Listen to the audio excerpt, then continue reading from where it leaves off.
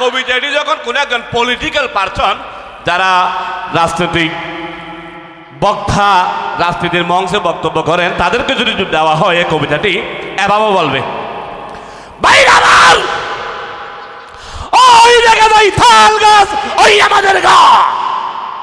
ভাইরা আমার, ওইখানেতে বাস করে খানা বগিচা, আমি বুকিকে একদিন প্রশ্ন করলাম, ও বুকি কাজ কি, ফান্তা বাস কি?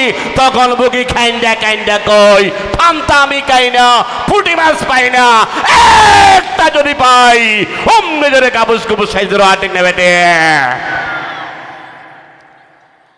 আর যখন এই কবিতাটি আমাদের তাহের হুজুরকে দেওয়া হয়, কি চলবে নি? চলবে? চলবে? তো আসলেই আপনারা অনেক ভাগ্যবান, কারণ এই আপনাদের এলাকায় আমাদের রহমত ভাইয়ের মতো একজন মানুষ আছে, যিনি পুরো বাংলাদেশে এই সংস্কৃতি পৌঁছে দিয়ে যাচ্ছেন।